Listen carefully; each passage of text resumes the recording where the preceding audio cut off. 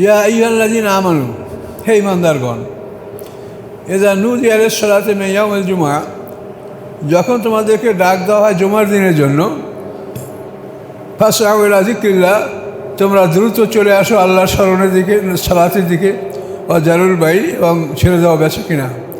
যালিকুম খায়রুল লাকুম, ইহা তোমার জন্য উত্তম, ইন কুনতুম তা'লামুন, যদি তোমরা জানতে। এই ঘটনাটা দ্বিতীয় রুকুয়ের একটা সামনে নজর আসছে। ঘটনা হচ্ছে দাহিয়াতুল কলবি একজন বিশেষ ধনী ব্যক্তি। তো আরবের ধনীরা তারা সাধারণত শীতের মৌসুমে তারা ইয়ামানে সফর করে এবং গ্রীষ্মের মৌসুমে তারা সিরিয়ায় সফর করে। তো দাহিয়াতুল কলবি একজন নামকরা লোক, ভালো একজন বণিক ব্যবসায়ী। কোনো একদিন জুমার দিনে আল্লাহ রসুল জুমার নামাজ আদায় করতেছিলেন। এমন সময় দাহিয়াতুল কলবি তা এসে তার আগমন ধ্বনি, সে দব বাজানো বা যা কিছু একটা ধ্বনি করলে মানুষ বুঝতে পারে যে একজন বাণিজ্য কাফেলার লোক কাশি ইয়ামান থেকে। এভাবে উনি ডাকলেন, মানুষদেরকে আহ্বান করলেন।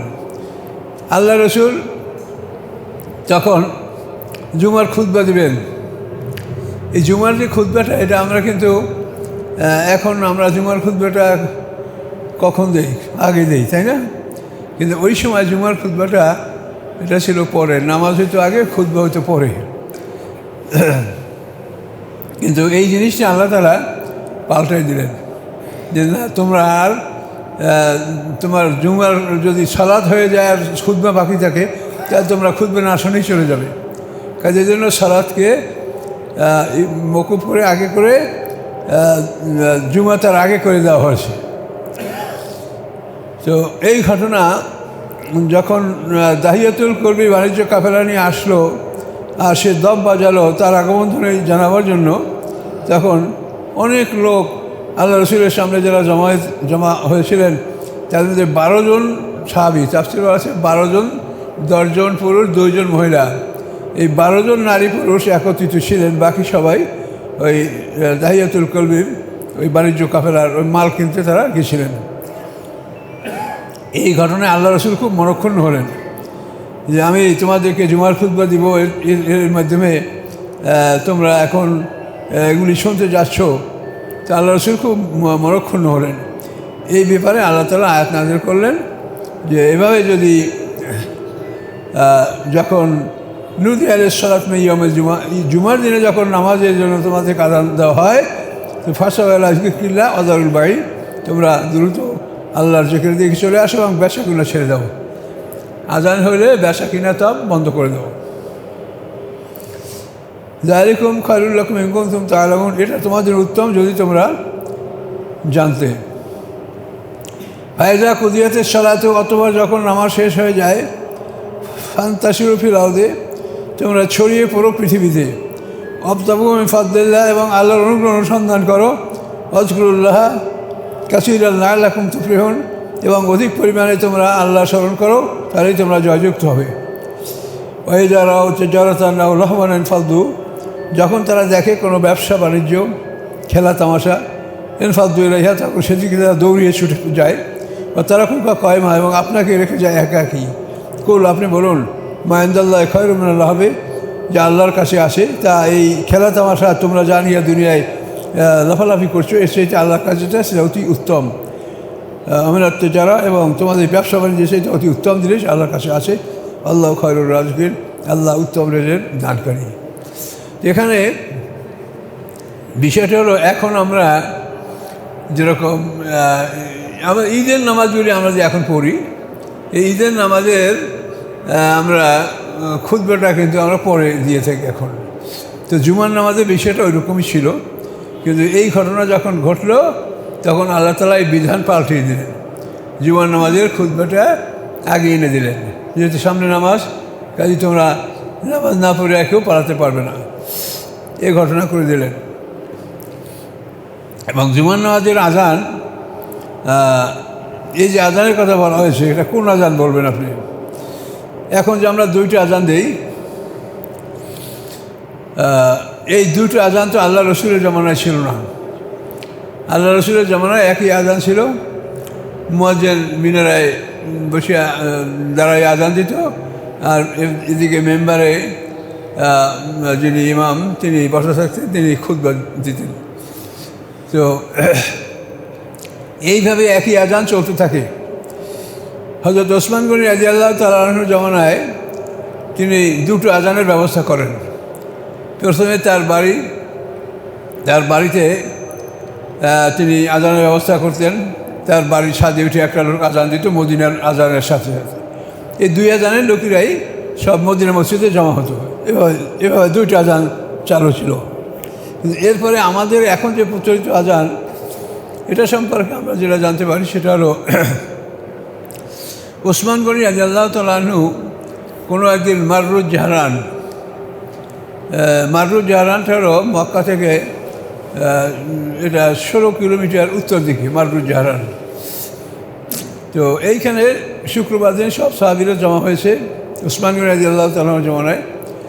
তখন সাহাবীদের মধ্যে একটা প্রশ্ন আসলো যে আল্লাহ রসুল আমাদের মাঝে নাই, এখন তো আমরা একটা সমস্যায় পড়েছি যে এই আজান যখন হয় তখন তো আমরা নামাজে চলে আসি, কিন্তু আজানের সাথে সাথে খুতবা হয়, তাহলে তো আমরা অনেকেই খুতবাটা শুনতে পাই না, তাহলে খুতবাটা কীভাবে শোনা যাবে? তখন সাহাবায়ে কেরামদেরকে নিয়ে এই বিষয়ে তর্ক বিতর্ক করার সুযোগ দেওয়া হলো। তারা পরামর্শ করলেন যে আমরা দুটো আজান দেব। প্রথম আজান এটা খুব জোরে দেওয়া হবে এবং সেই আজান শুনে সব লোক মসজিদে আসবে। এরপরে দ্বিতীয় আজান আল্লাহ রসুলের সুন্নাত, সেই দ্বিতীয় আজান দিয়ে আমরা জীবন আদায় করব। তো এটা সাহাবায়ে কেরামদের একমত হয়ে গেলেন, সব সাহাবায়ে কেরাম একমত। এটাকে ইজমায়ে উম্মত বলা হয়। তো এটা সাব্যস্ত হয়ে গেল দুটো আজান। এখন দুইটা আজানই বড় বড় করে দেওয়া হতো। প্রথম আজানে সব জমা হতো, দ্বিতীয় আজানে সব খুতবা শুরু করতো। এভাবেই শুরু হলো। কিন্তু এভাবে চলতে চলতে হিশাম ইবনে আব্দুল মালিকের সময়, হিশাম ইবনে আব্দুল মালিক এটা হলো আপনার উমাইয়া খেলাফতের হযরত মাবিয়ার আমল। তো 41 হিজরিতে শুরু হয়েছে মাবিয়ার আমল, এর থেকে 60 জীবন তো মাবিয়া ছিল। তারপরে মাবিয়ার পরে আসলো তার ছেলে ইয়াজিদের পরে আসলো তার ছেলে মাবিয়া ইবনে ইয়াজিদ, তারপরে খালেদ ইবনে ইয়াজিদ, এই দুই ছেলে পরস্পর। তো এদের পরে আসলো মারওয়ান। এই মারওয়ান 9 মাস মাত্র খেলাফতের দায়িত্বে ছিল। এই মারওয়ানের পরে তার ছেলে আসলো আব্দুল ইবনে মারওয়ান। তো এই মারওয়ানের ছেলে আসলো, এই মারওয়ানের ছেলে আব্দুল ইবনে মারওয়ান। তারপরে তার ছেলের মধ্যেই এক ছেলে উমর ইবনে আব্দুল আজিজ। তো এই সময় এই আজানের ব্যাপারটা নিয়ে আবার তর্ক শুরু হলো। লোকেরা বরাবরই করে যে আমরা দুটো আজান দিচ্ছি, এতে কী ফায়দা হয়? দ্বিতীয় আজানের সময় লোক আসে, প্রথম আজানের সময় লোক আসে, তাই দুইটা আজান দেওয়ার ফায়দা কী হলো? তখন তারা আবার চিন্তা ভাবনা করলেন যে তাহলে কী করা যায়। তখন তারা চিন্তা ভাবনা করে এই সিদ্ধান্ত উপনীত হলেন যে তাহলে আমরা দুটো আজান জোরে দিব না, প্রথম আজানটাই খুব জোরে দেওয়া হবে, বড় করে দেওয়া হবে। তো এই প্রথম আজানটা তো সাহাবীদের মানে রাসূল সাল্লাল্লাহু আলাইহি ওয়াসাল্লামের যুগের আজান, এটাই মূল আজান। তো এখন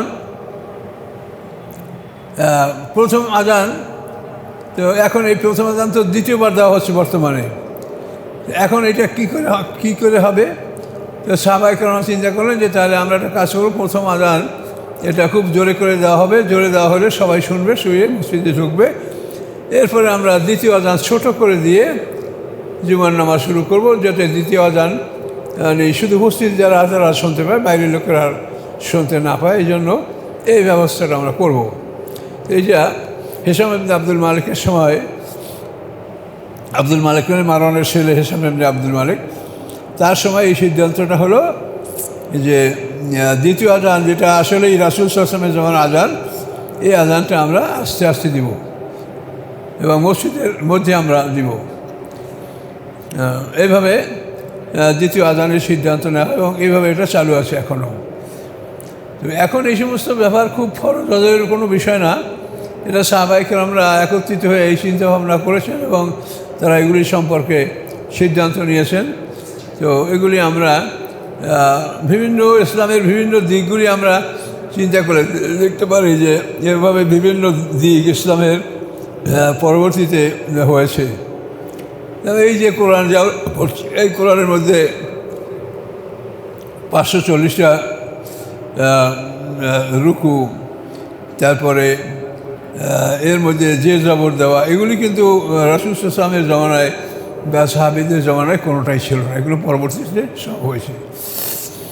তো এজন্য এ সমস্ত কিছু খুঁটিনাটি জিনিস এটা পরবর্তীতে এটা হয়েছে, এটার পরে সাহাবা বা ইজমাই উম্মত এরা একমত হয়েছে যে ব্যাপারে কোনো তারা বাড়াবাড়ি করেন নাই। এই জন্য এইভাবে আমরা দুটো আজান দিচ্ছি। আর কোনো জামাত আছেন যারা তারা একটা আজান দেন, দেখ কোনো আপত্তি নেই, একটা আজানের কথা তো শরিয়াতে আসে, আর দুটো আজানের কথা এভাবে শরিয়াতে আসে। ভাবে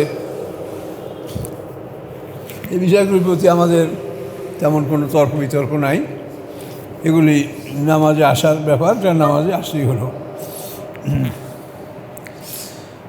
তো সম্মানিত সুধী, এইভাবে আমরা আজানের ইতিহাসটা এভাবে আমরা পাচ্ছি।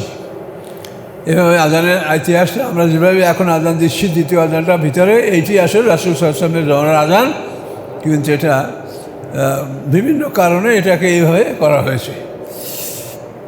তো এই জুমার নামাজ এবং আজান এটা সম্পর্কে এখানে আল্লাহ তাআলা কোরআন এই বিধান আমাদেরকে জানিয়ে দিয়েছেন যে এইভাবে তোমরা আজান দাও এবং এইভাবে তোমরা জুমার নামাজের জন্য সমবেত হও, একত্রিত হও, নামাজ আদায় করো, এবং এটাই তোমাদের জন্য কল্যাণকর, এটা আল্লাহ বুঝিয়ে দিয়েছেন। এবং আল্লাহর কাছে তোমাদের এর চাইতে বড় নেয়ামত, বড় শুকরিয়া, বড় ব্যবসা আল্লাহর কাছে আসে, সেটা তোমরা আল্লাহর কাছ থেকে লাভ করবে যদি তোমরা আল্লাহর হুকুম পালন করো তাহলেই। তো এই মোটামুটি সূরা জুমা এ সম্পর্কে সংক্ষিপ্ত আলোচনা আপনাকে দেওয়া হলো। এগুলি আপনারা এর আলোচনা আগে আসে, আগে এ আলোচনা আগে আছে, অনেকবার আছে, কাজে আপনারা সেই সব সূরাগুলোতে একটু মিলেই নেবেন। এখন আমার শারীরিক অবস্থা ভালো না থাকায় আমার কথা সম্পূর্ণ স্পষ্ট হচ্ছে না, আমি বুঝতে পারছি, আপনারা বুঝতে পারছেন, কাজে আপনারা এটা একটু ওই পিছনে তাফসীরের সাথে মিলিয়ে নেবেন, সেখানে দেখবেন এটা আলোচনা আমার আরও বিস্তারিত বর্ণনা করা আছে যে কীভাবে জুমার নামাজের আজান হয়েছে, কীভাবে এটা হয়েছে, এটা সব কিছু আছে।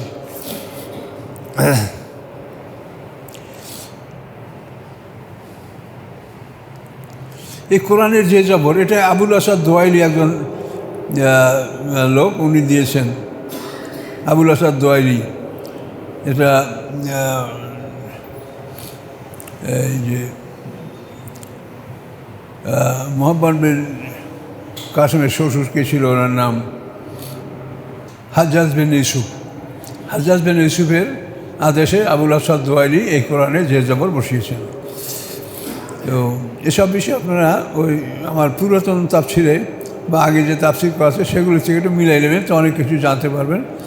এখন আমার শারীরিক অবস্থা ভালো না, এই জন্য অনেকটা সমস্যা হচ্ছে, তো আপনারা বুঝতে পারছেন।